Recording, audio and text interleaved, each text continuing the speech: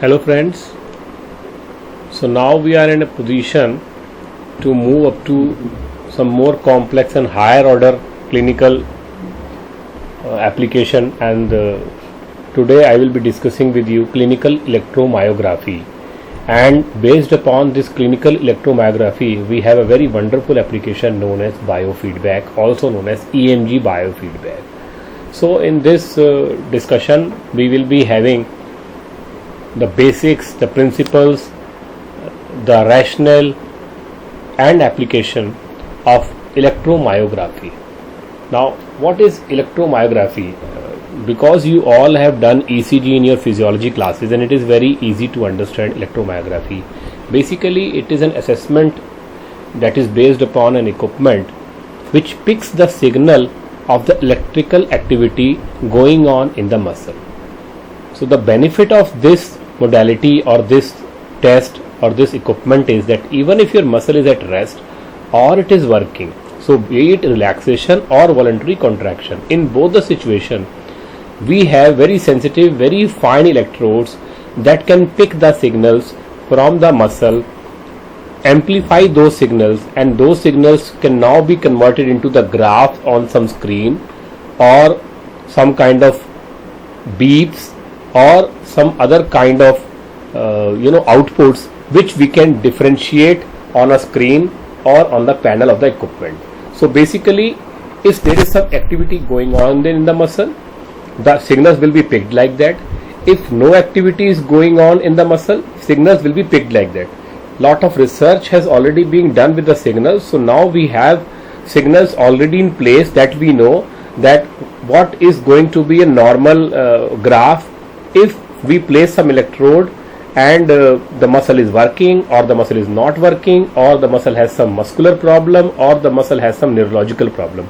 जैसे ECG में है, you have your different segments and intervals, PQ, RST and all, and because of lot of research and lot of academics already being done on the topic of ECG, now we know that in myocardial infarction or in this heart condition or in cardiac arrhythmia, which part of the ECG graph is affected and how is it affected. Is it lowered or it is raised or it is prolonged or it is delayed. So same way here we have a normal graph that is based upon the researches and previous information, and we have all abnormal graphs. So now when you have a patient in front of you, you do the EMG, you will have a graph on your screen or on your print. Then you can compare this graph with the graphs available and you can identify the underlying pathology or some physiological condition for the patient. So that is the basis of EMG. Now, how is it done? Friends, I should tell you here that EMG is by and large can be divided into two type of EMG. One is a precision EMG that is used in diagnostics.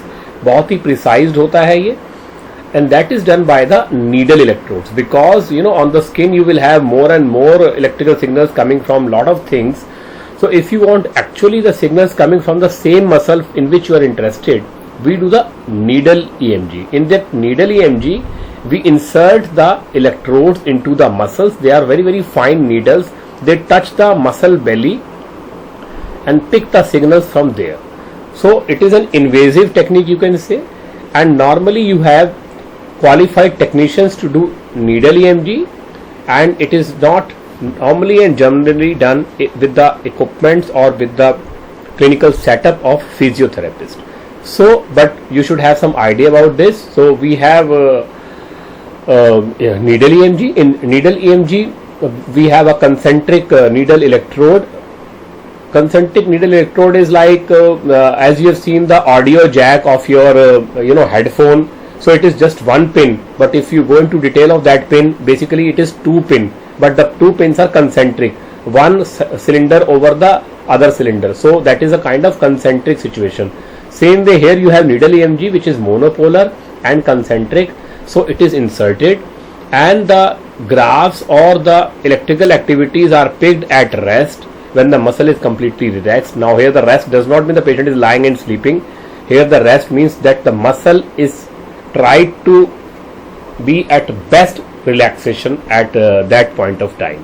Then you can ask the patient to do mild contraction, which means some light activity, and the signals will be picked by the same electrode, needle electrode. Then you ask the patient to do the strongest possible action and you take the reading. So you have the EMG readings for rest, for mild contraction and for very strong contraction, and you can have the graphs on your scale. Normally we have three type of activities that we see when there is a muscle condition, and we have three type of activities on the EMG that we see when we have a neurogenic condition. So I have just listed them out. We have fibrillation potential, positive sharp waves and myotonic discharges in case we have a condition that is muscular in origin, means nerve is fine but the muscle has got this thing.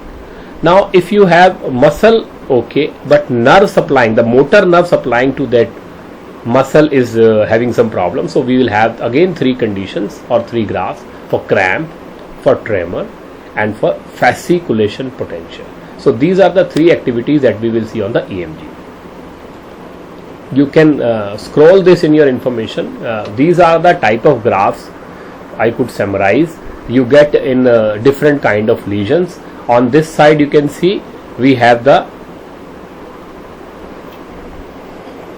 type of activity. Insertional activities बच्चों is the activity at the time when you are inserting the needles. देखिए जब आप सुई को घुसाते हैं muscle में तो उस समय we call that period as insertional activity. So in that period this will be the graph on the screen, so then you can say muscle is normal. If this is the graph on the screen, you can see that the muscle has got some lower motor neuron disorder. If this kind of graph you get, you can say that this is a upper motor neuron lesion. Now if you have a myopathy, which is a muscular disorder, you get this kind of graph.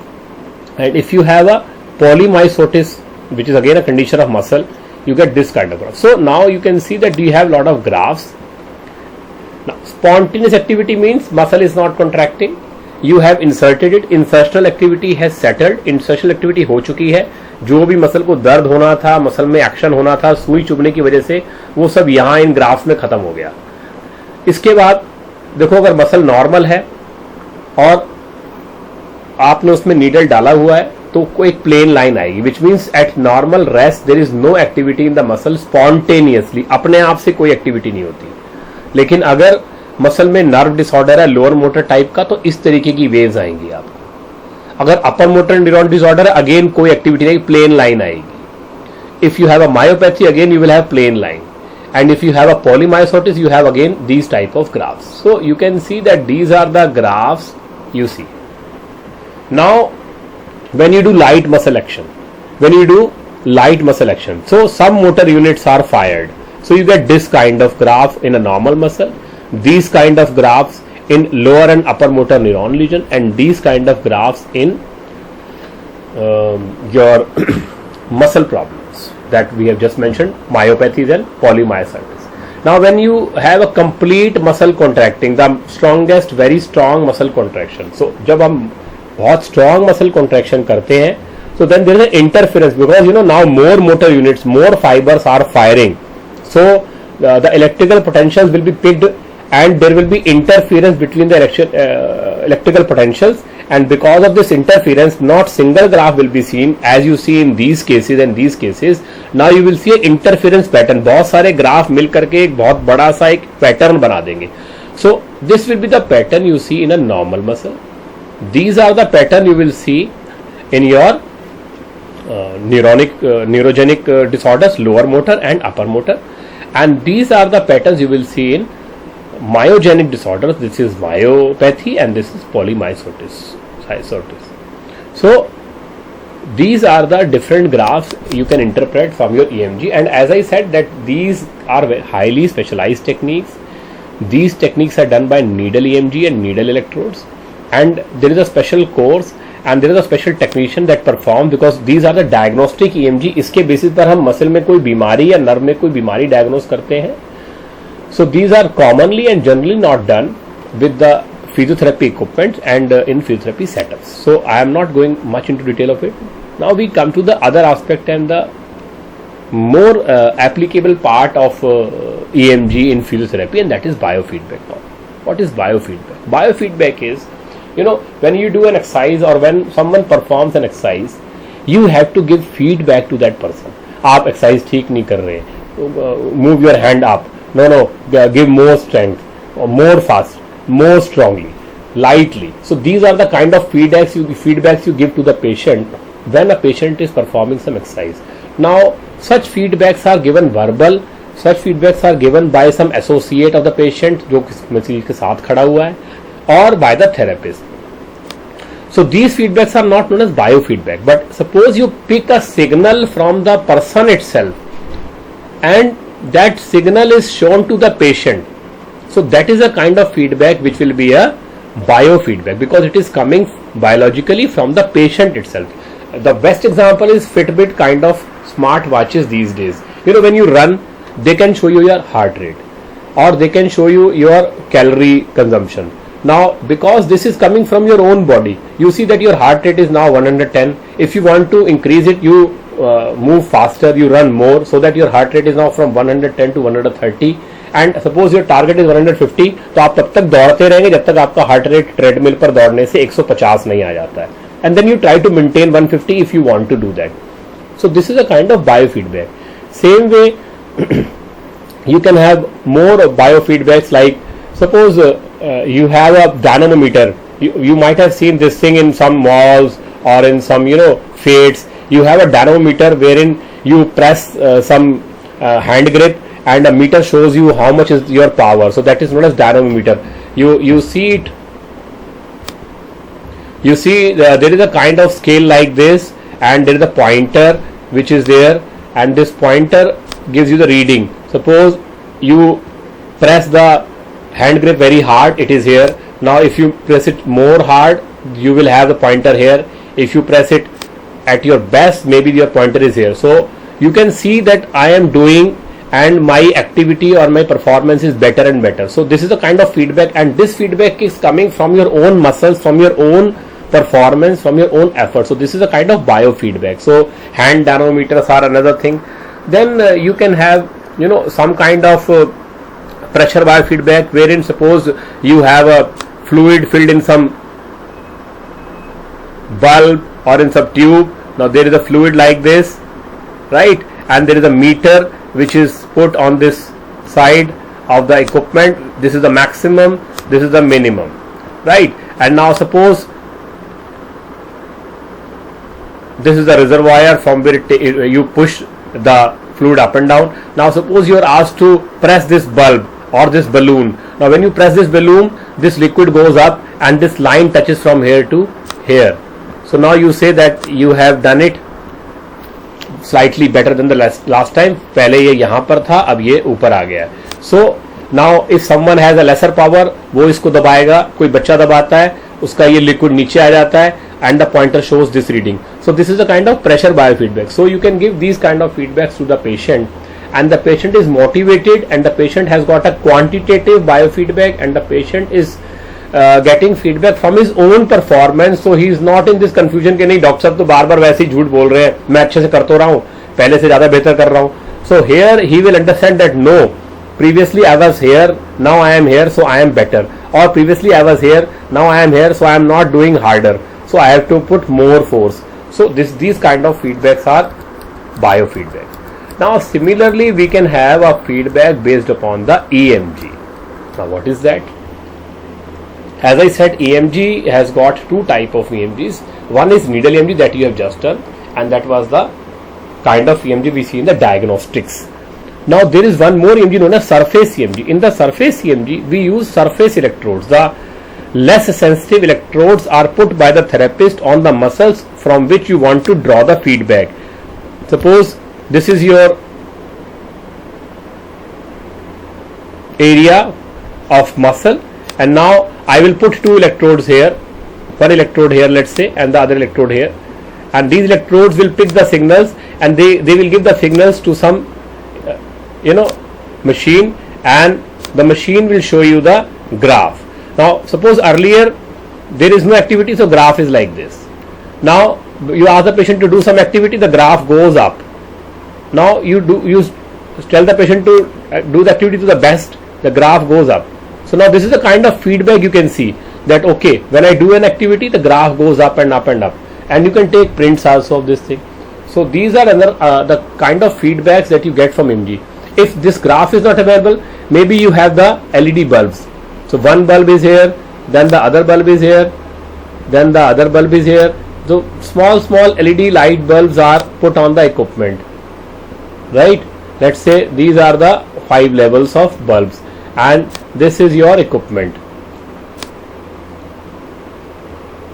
and these wires are now going to this equipment. So when patient does light activities, maybe this bulb will glow only.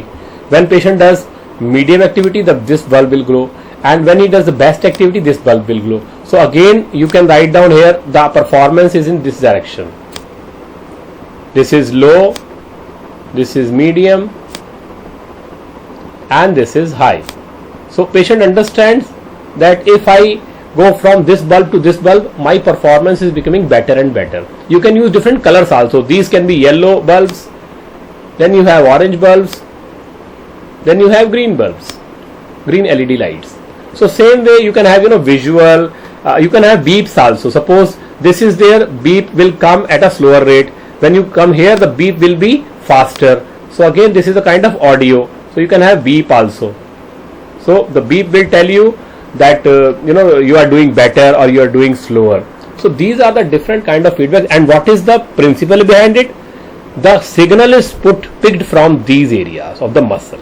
So that is why it is known as EMG biofeedback, because the biofeedback is coming based upon the electrical signals produced in the muscle due to the activity of the patient. So we call it EMG biofeedback. Short form sometimes is EMGBF. So now, having understood the principle behind EMG biofeedback, that is very simple, that the electrical activities are increased as you increase the muscle effort, and those increased activities are picked by the electrodes and they are given to a machine which will either show you some light bulbs, or it will show you some audio signal, or it will show you some graph by which you can see that whether the muscle activity is more or less, and you can use this more or less information into the biofeedback system.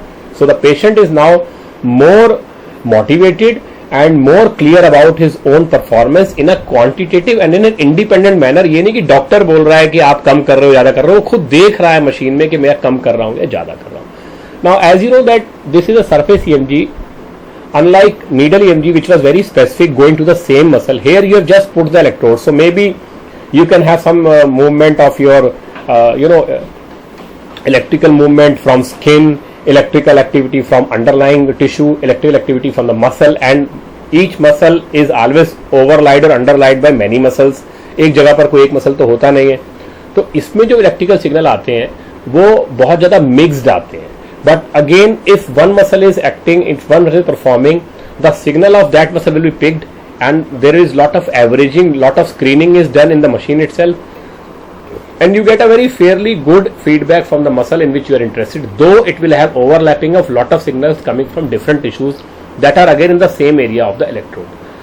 And if you want to make it more specific, you should use electrode very close, because जितना आप area close रखेंगे उतना कम electrodes signal pick करेंगे इधर उधर के, और जितना आप इलेक्ट्रोड्स को दूर रखेंगे, if you do wide spacing like this, now in this case you will have more signals coming from different areas. So this will have more specific reading and biofeedback, and this will have less specific reading and biofeedback, but they have advantages and disadvantages. So both of these are used, maybe depending upon the patient and condition and the stage in which you are doing the EMG biofeedback. There are some more things to understand, that electrodes should be cleaned, because if you have dust, if you have dirt, so they will make the signals poor, because dirt and dust are poor conductor of electricity. So that is also to be seen. Then we should use good conduction gel also, so that very small electrical changes are also picked by the machine very easily. So we use them. There should not be any type of noise. Now this noise is not the verbal noise, the noise because electrodes are moving. Now because you have put, suppose this is the part, and you have put 2 electrodes here, and you have asked the patient to move this part from this place to this direction. Now when this part is moving, and these are attached to some machine. Now if this part is moving, obviously these electrodes, if they are not fixed properly, they will move, and when they move there will be a kind of friction and there will be a kind of noise under these electrodes. So that noise is very damaging the signals, and it will not give you specific signals. So this noise should always be reduced. So for that, what you do, you can tape the electrode so that the electrode does not, there is no relative motion between the electrode and the skin. Suppose this is your skin and this is your electrode, so they are just in place like this. It is not that when this part is moving,